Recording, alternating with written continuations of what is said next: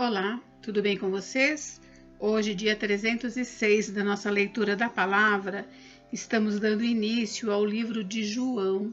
João 21, 20 ao 24, descreve o autor como sendo o discípulo que Jesus amava, e por razões tanto históricas quanto internas, acredita-se que esse seja o apóstolo João, um dos filhos de Zebedeu. A data mais aceita para sua escrita foi provavelmente entre 85 e 90 depois de Cristo. O Evangelho de João seleciona apenas 7 milagres como sinais para demonstrar a divindade de Cristo e para ilustrar o seu ministério. Alguns desses sinais e narrações são encontrados apenas em João. O seu livro é o mais teológico dos 4 evangelhos e muitas vezes ele registra a razão por trás dos eventos mencionados nos outros evangelhos. Ele compartilha muito sobre o ministério vindouro do Espírito Santo após a ascensão de Jesus. Há certas palavras ou frases que João frequentemente usa e que mostram os temas repetitivos do seu evangelho: acreditar, testemunha, consolador, vida, morte, luz, escuridão, eu sou, e o amor. O Evangelho de João apresenta Cristo não desde o seu nascimento, mas do princípio como o Verbo. João seleciona conversas espirituais que mostram que Jesus é o Messias, como vemos no capítulo 4, versículo 26. E para explicar como alguém pode ser salvo através de sua morte na cruz, como vemos no capítulo 3, versículos 14 ao 16. Os judeus acreditavam na ressurreição e, de fato, utilizaram esta doutrina para tentar levar Jesus a fazer declarações que poderiam ser usadas contra ele. Entretanto, a sua declaração junto ao túmulo de Lázaro, "Eu sou a ressurreição e a vida", como vemos em João 11, 25, deve ter lhes deixado muito surpreendidos. O Evangelho de João continua a cumprir o seu objetivo de conter informações muito úteis para a evangelização. João 3,16 é provavelmente o versículo mais conhecido, mesmo se não devidamente compreendido por muitos, e é frequentemente utilizado em estudos bíblicos evangelísticos. Também as palavras de Jesus de consolo aos seus discípulos antes de sua morte ainda são de grande conforto nas vezes em que a morte clama nossos entes queridos em Cristo. E o mesmo pode ser dito de sua oração sacerdotal pelos crentes no capítulo 17. Bem, hoje nós leremos os capítulos 1 ao 3. Vamos à leitura? Capítulo 1. A encarnação do Verbo. No princípio era o Verbo, e o Verbo estava com Deus, e o Verbo era Deus. E ele estava no princípio com Deus. Todas as coisas foram feitas por ele, e sem ele nada do que foi feito se fez. A vida estava nele, e a vida era a luz dos homens. A luz resplandece nas trevas, e as trevas não prevaleceram contra ela. Houve um homem enviado por Deus, e o nome dele era João. Este veio como testemunha para testificar a respeito da luz, para que todos viessem a crer por meio dele.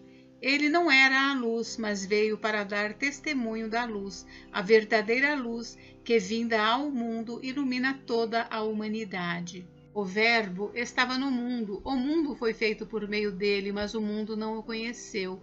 Veio para o que era seu, e os seus não o receberam. Mas a todos quanto receberam, deu-lhes o poder de serem feitos filhos de Deus, a saber, aos que creem no seu nome, os quais não nasceram do sangue, nem da vontade da carne, nem da vontade do homem, mas de Deus. E o Verbo se fez carne e habitou entre nós, cheio de graça e de verdade, e vimos a sua glória, glória como a do unigênito do Pai. João dá testemunho a respeito dele e exclama: "Este é aquele de quem eu dizia, ele vem depois de mim, mas é mais importante do que eu, pois já existia antes de mim, porque todos nós temos recebido da sua plenitude, e graça sobre graça, porque a lei foi dada por meio de Moisés, a graça e a verdade vieram por meio de Jesus Cristo. Ninguém jamais viu Deus, o Deus unigênito que está junto do Pai, é quem o revelou." O testemunho de João Batista. Este foi o testemunho de João quando os judeus lhe enviaram de Jerusalém sacerdotes e levitas para perguntar: quem é você? Ele confessou e não negou. Confessou: eu não sou o Cristo. Diante disso lhe perguntaram: quem é você então? Você é Elias? Ele disse: não sou. Então perguntaram: você é o profeta? Ele respondeu: não, não sou. Disseram-lhe então: diga quem é você para podermos dar uma resposta àqueles que nos enviaram. O que é que você diz a respeito de si mesmo? Então ele respondeu: eu sou a voz do que clama no deserto. Endireitem o caminho do Senhor, como disse o profeta Isaías.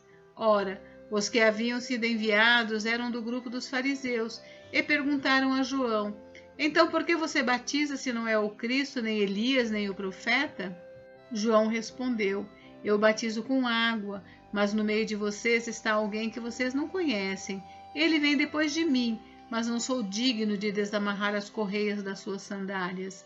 Essas coisas aconteceram em Betânia, do outro lado do Jordão, onde João estava batizando. O Cordeiro de Deus.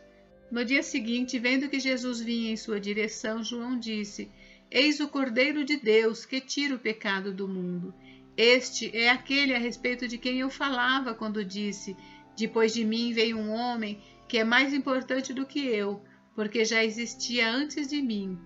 Eu mesmo não o conhecia, mas vim batizando com água, a fim de que ele fosse manifestado a Israel. E João testemunhou dizendo: vi o Espírito descer do céu como pomba e pousar sobre ele. Eu não o conhecia. Aquele, porém, que me enviou a batizar com água me disse: aquele sobre quem você vir descer e pousar o Espírito, esse é o que batiza com o Espírito Santo. Pois eu mesmo vi e dou testemunho de que ele é o Filho de Deus. Os primeiros discípulos de Jesus. No dia seguinte, João estava outra vez na companhia de 2 dos seus discípulos, e vendo Jesus passar, disse: eis o Cordeiro de Deus. Os 2 discípulos, ouvindo-o dizer isso, seguiram Jesus. E Jesus, voltando-se e vendo que o seguiam, disse-lhes: o que vocês estão procurando?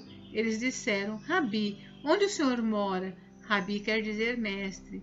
Jesus respondeu: venham ver. Então eles foram, viram onde Jesus estava morando e ficaram com ele aquele dia. Eram mais ou menos 4 da tarde. André, o irmão de Simão Pedro, era um dos 2 que tinham ouvido o testemunho de João e seguido Jesus. Ele encontrou primeiro seu próprio irmão Simão, a quem disse: achamos o Messias. Messias quer dizer Cristo, e o levou a Jesus. Jesus olhou para ele e disse: você é Simão, filho de João, mas agora será chamado Cefas. Cefas quer dizer Pedro. Filipe e Natanael. No dia seguinte, Jesus resolveu ir para a Galiléia e encontrou Filipe, a quem disse: siga-me. Esse Filipe era de Betsaida, cidade de André e de Pedro.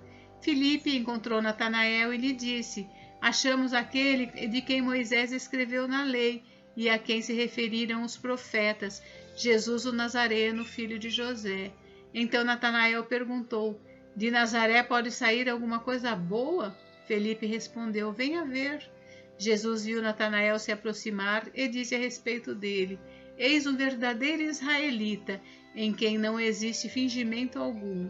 Natanael perguntou a Jesus: de onde o Senhor me conhece? Jesus respondeu: antes de Filipe chamá-lo, eu já tinha visto você debaixo da figueira. Então Natanael exclamou: mestre, o Senhor é o Filho de Deus, o Senhor é o Rei de Israel.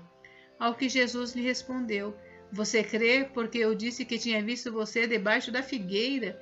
Pois você verá coisas maiores do que estas. E acrescentou: em verdade lhes digo que vocês verão o céu aberto e os anjos de Deus subindo e descendo sobre o Filho do Homem.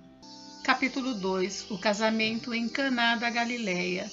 3 dias depois, houve um casamento em Caná da Galileia e a mãe de Jesus estava ali. Jesus também foi convidado com os seus discípulos para o casamento. Tendo acabado o vinho, a mãe de Jesus lhe disse: eles não têm mais vinho. Mas Jesus respondeu: por que a senhora está me dizendo isso? Ainda não é chegada a minha hora. Então ela falou aos serventes: façam tudo o que ele disser. Estavam ali 6 potes de pedras que os judeus usavam para as purificações, e em cada um cabiam cerca de 100 litros. Jesus lhes disse: encham de água esses potes. E eles os encheram totalmente. Então lhes disse: agora tirem um pouco e levem ao responsável pela festa. Eles o fizeram. Quando o responsável pela festa provou a água transformada em vinho, ele não sabia de onde tinha vindo, por mais que os serventes que haviam tirado a água soubessem. Chamou o noivo e lhe disse: todos costumam servir primeiro o vinho bom, e quando já beberam muito, servem o vinho inferior. Você, porém, guardou o melhor vinho até agora. Assim, em Caná da Galileia, Jesus deu início a seus sinais. Ele manifestou a sua glória e os seus discípulos creram nele. Depois disso, ele foi a Cafarnaum com sua mãe, seus irmãos e seus discípulos, e ficaram ali não muitos dias. Jesus purifica o templo. Estando próxima à Páscoa dos judeus, Jesus foi para Jerusalém e encontrou no templo os que vendiam bois, ovelhas e pombas, e também os cambistas assentados. Tendo feito um chicote de cordas, expulsou todos do templo com as ovelhas e os bois, derramou o dinheiro dos cambistas pelo chão, virou as mesas e disse aos que vendiam as pombas: tirem estas coisas daqui, não façam da casa de meu pai uma casa de negócio. Os seus discípulos se lembraram que está escrito: o zelo da tua casa me consumirá. Então os judeus lhe perguntaram: que sinal você nos mostra para fazer essas coisas? Jesus lhes respondeu: destruam este santuário, e em 3 dias eu o levantarei. Os judeus responderam: este santuário foi edificado em 46 anos, e você quer levantá-lo em 3 dias? Ele, porém, se referia ao santuário do seu corpo. Quando, pois, Jesus ressuscitou dentre os mortos, os discípulos dele se lembraram que ele tinha dito isso e creram na Escritura e na palavra de Jesus. Jesus conhece todas as pessoas. Estando Jesus em Jerusalém durante a festa da Páscoa, muitos creram no seu nome quando viram os sinais que ele fazia. Mas o próprio Jesus não confiava neles, porque conhecia a todos, e não precisava que alguém lhe desse testemunho a respeito das pessoas, porque ele mesmo sabia o que era a natureza humana. Capítulo 3. Nicodemos visita Jesus. Havia entre os fariseus um homem chamado Nicodemos, um dos principais dos judeus. Este, de noite, foi até Jesus e lhe disse: Rabi, sabemos que o Senhor é mestre vindo da parte de Deus, porque ninguém pode fazer estes sinais que o Senhor faz, se Deus não estiver com ele. Jesus respondeu: em verdade lhe digo que se alguém não nascer de novo, não pode ver o reino de Deus. Nicodemos perguntou: como pode um homem nascer sendo velho? Será que pode voltar ao ventre materno e nascer uma segunda vez? Jesus respondeu: em verdade lhe digo, quem não nascer da água e do Espírito não pode entrar no reino de Deus. O que é nascido da carne, e o que é nascido do Espírito é Espírito. Não fique admirado por eu dizer: vocês precisam nascer de novo. O vento sopra onde quer, você ouve o barulho que ele faz, mas não sabe de onde ele vem, nem para onde vai. Assim é todo o que é nascido do Espírito. Então Nicodemos perguntou: como pode ser isso? Jesus respondeu: você é mestre em Israel e não compreende estas coisas? Em verdade lhe digo que nós falamos do que sabemos e damos testemunho do que vimos, mas vocês não aceitam o nosso testemunho. Se vocês não creem quando falo sobre coisas terrenas, como crerão se eu lhes falar sobre as celestiais? Ora, ninguém subiu ao céu a não ser aquele que de lá desceu, o Filho do Homem. E assim como Moisés levantou a serpente no deserto, assim também é necessário que o Filho do Homem seja levantado, para que todo o que nele crê tenha a vida eterna. A missão do Filho. Porque Deus amou o mundo de tal maneira que deu seu Filho unigênito, para que todo o que nele crê não pereça, mas tenha a vida eterna. Porque Deus enviou o seu Filho ao mundo, não para que condenasse o mundo, mas para que o mundo fosse salvo por ele. Quem nele crê não é condenado, mas o que não crê já está condenado, porque não crê no nome do unigênito Filho de Deus. A condenação é esta: a luz veio ao mundo, mas os homens amaram mais as trevas do que a luz, porque as suas obras eram más. Pois todo aquele que pratica o mal detesta a luz e não se aproxima da luz, para que as suas obras não sejam reprovadas.